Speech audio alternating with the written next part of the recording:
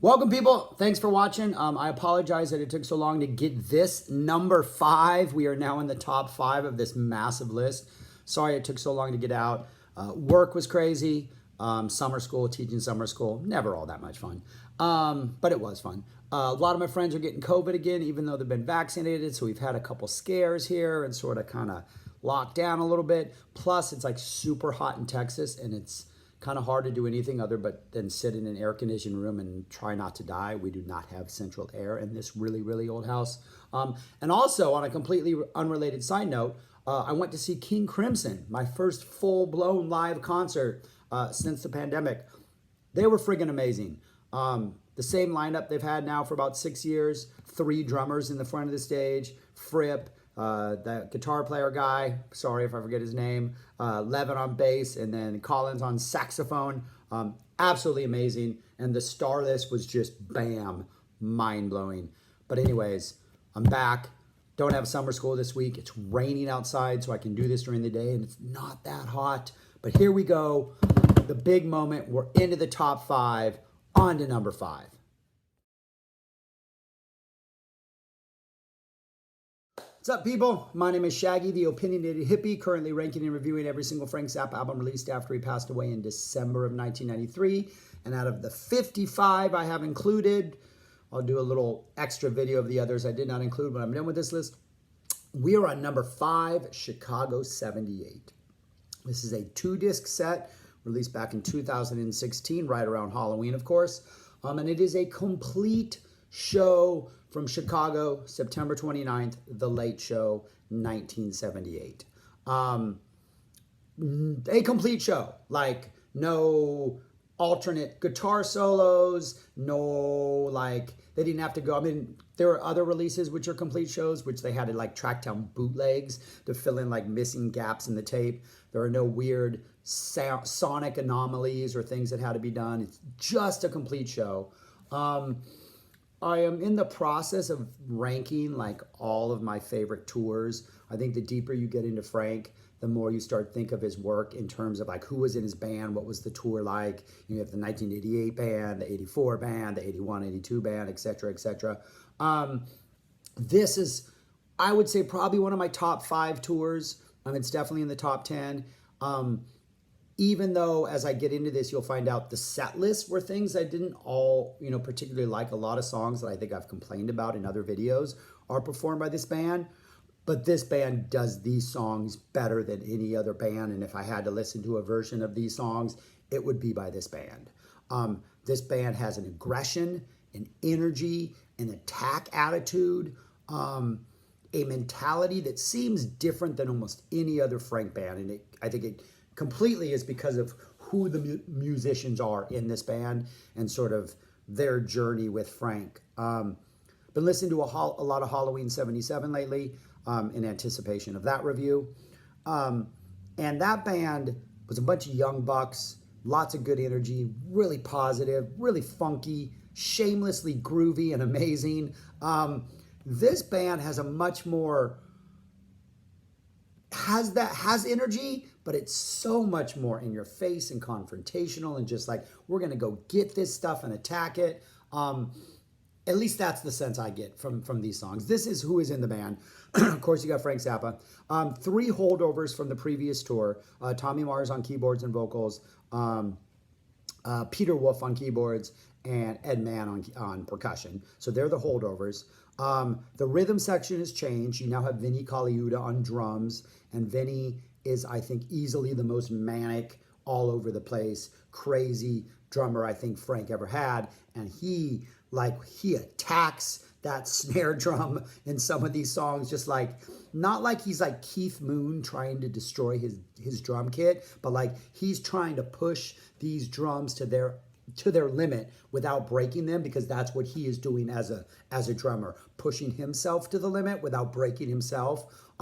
So that attack that he brings to the drum sound, to the rhythm section, I think kind of inspires everybody else to like attack at their hardest. Arthur Barrow is now on bass, completely different bass player than Patrick O'Hearn. Patrick O'Hearn, who was the previous bass player from like 76 and 77, early 78, is just the funkiest, shamelessly grooving, dropping like In-A-Gadda-Da-Vida, Sunshine of Your Love, disco vamps, whenever he gets the chance, mixing things up. Arthur Barrow is like that in that he's always pushing the envelope, but it's definitely not those same, just like, oh, you feel that groove. It's more like, what the heck is he doing type thing, which meshes perfectly with Kali Uchis style. And they have this weird dance of just like playing way too much all the time, but somehow they make it work. And then you get Ike Willis for the first time on guitar and vocals, bringing his just that sound, that baritone vocal sound into the band. And you get the return of Denny Wally, who was there for Bongo Fury, did some rehearsals prior to Fall 75, then left to join Captain Beefheart's band. He's back, and he brings, I think, one of the more unique vocal stylings Frank has ever had. Just this weird, high-pitched, low-pitched, gravelly, bluesy, raspy, weird vocal presence, plus a nasty slide guitar sound. Bamboozled by Love, which is on here. Do not like that song generally. I think it's just kind of not that exciting blues. His slide guitar solo, I think is better than Frank's guitar solo in the song. And it's just, I look forward to hearing Bamboozled by Love for the first time in my life because I want to hear that Denny Wally slide guitar solo. That's just, it's just amazing. So yeah, a complete show, 2 discs. The first disc is very much, we're going to serve you up a whole bunch of appetizers. A lot of songs on this first disc. I usually look at a set list and go, ooh, I don't want to hear this. This band, I don't feel that way. The second disc is probably perfect. Perfect sequence of songs, improv, craziness, just perfect. Here is what is on this disc. Opens up with Frank Walking On, called Chicago Walk On. That's when they play like over the loudspeakers, the house speakers, like the shake your booty, weird little noises like leather, all that kind of weird stuff that connects the songs on Shake Your Booty and Leather. They play that over the loudspeakers. Band comes out, starts playing the 21 vamp. I'm not going to count 21 to do that. This is the second time this vamp has been released. If you have Transfusion, the title track, I think it's the title track on that, yeah, is the Marcus and Son solo from the 1988 tour, which used the 21 vamp as its backing track. So right when you would go into that really funky Marcuson's chicken groove on Them or Us, you wouldn't get that funky chicken groove. You would get 21, which was interesting as a standalone thing, but kind of didn't work with the flow of the song. But maybe one day we'll get that released. So you get a 21 vamp, and then Frank comes out and plays a guitar solo. And it's almost like 2 separate guitar solos because about a little less than midway through it, this is one of those weird, because of the 21 vamp, there's no real like groove to ride. And it's almost like Frank is trying to find where he fits in this weirdness. And it's like not something you ease into. It's a very like confrontational, like not an easy guitar solo to grasp. And it almost seems like Frank is struggling to find his own place in it. And there's like a 25-second moment of silence where it's like, okay, that was a really short solo. Frank's now going to introduce the band. But then he just starts playing again and kind of finds his traction a little more, and he gets a little more heated and he gets a little more flow, and then it goes on. And the entire track's like 8.5 minutes long. The solo's maybe about 7, maybe 6.5 or 7. But it's just Frank at his most like, I'm going to push the envelope on what a solo can be, and I'm going to give you this vamp that's not easy to get into, and I'm just like from the beginning, it's like kind of this, I defy you to tell me this isn't great music type attitude. It's just, from the beginning, it puts you on this like, okay, this band, this kind of Frank is a whole different kind of attitude. He didn't come out here and open with Peaches and Regalia like he had been doing for tours. He came out here with this really in-your-face confrontational guitar solo. Introduces the band. We find out that Ed Mann's having issues with rats in his dressing room, and there's going to be maybe sex with him later. He might eat one. Again, Frank had a lot of fun with this band. I think the introductions for this band might be the best introductions he ever did in his entire career, in both this tour and the following tour, which was the same band, but had Warren Cucurullo had joined. Then we get Dancing Fool. Again, Vinny is attacking and is attacking hard. Easy Meat. This is the return of Easy Meat. It had not been around since the 1970 tour. I think it was commonly thought for a while in like tape trading circles that this was like the premiere of this song. And then when Frank released You Can't Do That on Stage Volume 1, in the first track, the Florida Airport tape, you can hear Howie saying, I was right in the middle of, I think maybe Mark was singing, I was right in the middle of singing Easy Meat or something. And it was like, what? And we're singing Easy Meat back in 70? And then on the Mother's 1970 box set, which was released last year, you actually get a version of Easy Meat. Pretty much the same version. That version starts off with the vocals, the 70 version. She told me down. This one has that riff in the beginning, but it is that riff for like the entirety of the song. Like, and then the solo is over that. And the solo is just Frank and is just like going at it, like aggressive. He has taken the energy of this band to its like fullest and like attacking in every solo. Honey, Don't You Want a Man Like Me, which is really the only song I don't like on here. If I have to listen to a band do it, it will be this band. But again, I don't care for this song. Keep It Greasy. Again, the rhythm section is making this really, really, really interesting by just attacking it full blown. Then you get a run of songs that I think is one of the most interesting run of songs. It pretty much only appeared on this tour for this band. You get Village of the Sun returns. That was in 73, 74. Frank dropped it, did not play it again. It comes back here, and it's kind of the slower ballad version, a little more up-tempo than the slowest versions from 73. Definitely not as fast as the Fall 74 version. And it's got Ike on vocals. It's got this really kind of rollicking, loping groove, and it ends with an absolutely inspiring, uplifting Frank guitar solo. The entire thing is like 9+ minutes.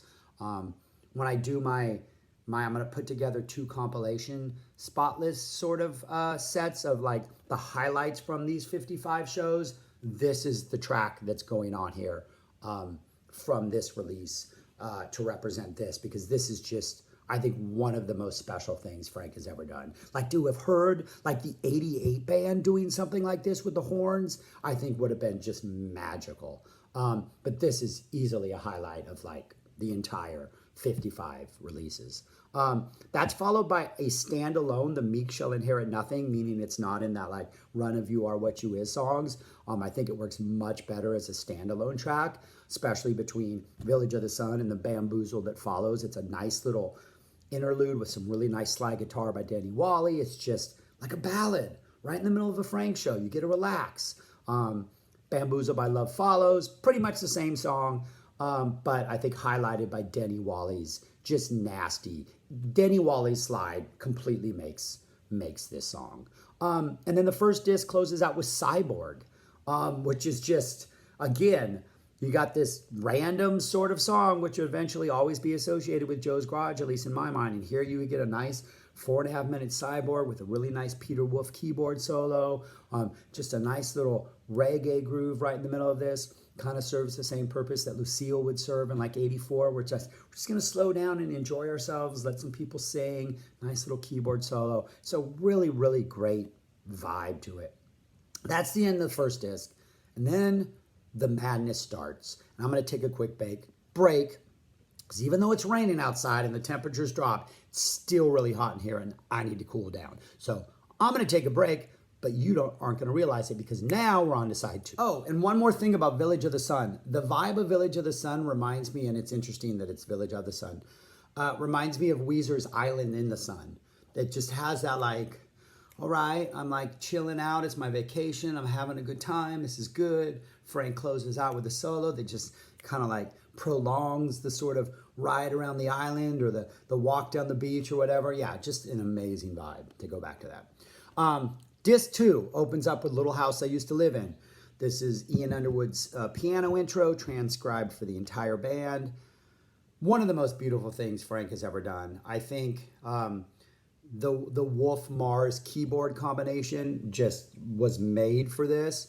I do wish Frank had given it to the Mars Steve Vai band, because I think Steve Vai could have added some interesting flavors and Frank could have made that work. But this, I think, is just makes this tour and the previous tour so incredible, is this song in particular.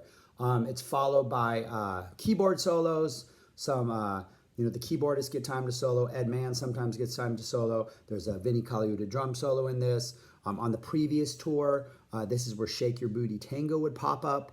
After all the solos would happen by the keyboardists and percussionists and drummers, Frank would drop in the Shake Your Booty Tango. We don't get that on this tour, but what we get when this is done is 7+ minutes of madness. So Colaiuta finishes his drum solo and Frank starts singing the lyrics to Gregory Peccary. Oh, here comes Gregory, little Gregory Peccary. And then Ed Mann plays the lick on percussion. And then I think it's Peter Wolf starts playing some sort of classical, almost jazzy, cocktail-y lounge type music over which, weird stuff is happening. And Frank keeps making like Gregory Peccary references. Then it gets really aggressive. The guitar comes in, goes into this absolutely amazing I'm a Beautiful Guy jam. No lyrics, but Barrow is clearly playing the bass line to I'm a Beautiful Guy. Frank's just tearing off guitar noise. That eventually fades out. Frank references the Squirm. The Squirm is a often bootlegged guitar solo from Wild Love from Fall 77. Which I can't do, but it was released as Bowling on Charon, Charen, on Transfusion, so you can hear that on that. So you get a nice little Squirm reference, and then that goes into this great little 10 years after type boogie that's just like feels like Alvin Lee. And somebody keeps yelling, 10 years later, 10 years later. I don't know if that was an in-joke or if they thought, I don't know. It sounds like 10 years after. And then that goes into Crew Slut, in which they're doing a very bluesy version of Crew Slut. And Denny Wally's singing the lyrics, but it's kind of the music is a little bit different, but it's just like they're doing that, and that goes on for a while. And then it kind of all fades away. And at the 7 minute and 10 seconds, Frank goes, that was all make-believe, on to the next song. And then the next song is Yo Mama. And of the 3 Yo Mamas released, Shake Your Booty, Halloween 81, this is the best Yo Mama. I think every step of that 3-step progression in the guitar solo is better on here. The Shake Your Booty Tango one might be comparable. The Halloween 81 I think is great, but it definitely doesn't compare to these two. But I think this is my favorite one, especially following like Little House, the track which I just described, which is called Paroxysmal, I can never pronounce this, Paroxysmal Splendor. Okay. Second track on disc 2. And then Yo Mama, that progression of songs is perfect. After Yo Mama, you get Magic Fingers. Every band should have done this. I would never get sick of it. And then you get the Don't Eat the Yellow Snow Suite, essentially as performed on the You Can't Do That on Stage Volume 1, with some, again, audience participation. And Frank's interaction with the audience during the audience participation is some really interesting sort of quips and asides and him calling people out. It's Frank being Frank at his absolute best. But I think the most interesting line in this entire thing was when he's trying to get people to stand up and stomp on the fur trapper. He says something along the lines of, get up and do this. It will do you less harm than voting. Which 10 years later, his U.S. tour had an intermission in it so that people could go out and register to vote. So it's interesting that in the course of the next 10 years, I mean, obviously we know why. We saw what happened in the 80s with the PMRC and all that stuff. But Frank completely changed his attitude about voting. Here, he thought it would do you harm. In fact, you were better off stomping on an imaginary fur trapper in the audience than you were voting. So you get that. And then the encores, you just can't beat this. It's strictly genteel, which is always amazing. And then Black Napkins. And I've gone on record many times saying that we just need a massive box set with every single Black Napkin solo ever. And I would buy that. But that's what this is. Amazing show. Again, it goes back to the whole idea that I really like complete live shows better than anything. And I think if you just give me a quality live show, it is going to rank super high on this list. Frank does a lot of times mention in the course of this show that he's going to mix up the set list because there was an early show and a late show. So I did want to read, I forgot to bring it up. I have the set list for the early show here. I think it would have been a slightly maybe ranked closer to number 1. Yeah, it's at 5, but you know who doesn't want to be closer to number 1? if this had been a box set that had both shows on it. I have a tape of the first show, so I'm sure Frank also has a tape of the first show. But this is the set list for the first show, though my first show is not missing the opening. My tape is missing the opening solo, which was the Deathless Horsey. So it would have been nice. So this is the set list for the first show. And so ZFT, if you're watching this, maybe we do a Chicago 78 Part 2 and we release this, even though there's overlapping tracks, because the stuff that's not overlapping is definitely worth hearing. You get a Deathless Horsey to open, Dancing Fool, Easy Meat, Honey Don't You Want Man Like Me, Keep It Easy, Village of the Sun, The Meek Shall Hear It, Nothing. This is When Things Change. You get a City of Tiny Lights, Pound for a Brown on the Bus. You get a Bobby Brown. You get a Conehead with lyrics. This Conehead is pretty much what the You Are What You Is Conehead would look like, with a great guitar solo to close it out. These Coneheads had amazing guitar solos. And I Have Been in You, Flakes. At this point in time, Flakes no longer has the Adrian Belew instrumental ending because obviously Adrian Belew is not there anymore. So now we have the lyrics that would be on Shake Your Booty. So, you know, again, that's fun to hear. And then you get the Magic Fingers, Don't Eat the Yellow Snow Sweet to close out the main set. And then the Encores or Dynamo Hum, Camarillo Brillo, Muffin Man. Not as good as the set list, I think, as that first one. You really can't beat that Little House, Paroxysmal, Yo Mama sequence. I mean, that's one of the best 3 song runs ever. What is that like? It's a total of like 30 minutes of incredible music. But this is a worthy release, and I think it would have been neat to have them both released. But anyways, that's all I got to say about this. I obviously highly, highly recommend it. It is my number 5. And yeah, that's all I got to say. Thank you for watching. Thank you, those of you who leave me these really incredibly long, lengthy, detailed comments that make me wish I had said everything you wrote in your comments on these videos. Thank you for like pointing things out to me and opening my eyes to new aspects and sort of helping reconceptualize or think the way I look at these songs. I really, really, really appreciate those comments. So thank you very much. I have the week off. I'm hoping to get number 4 out sooner rather than later. That is my plan. So anyways, thank you all for watching. Take care. Be safe, people. And see you soon. Adios.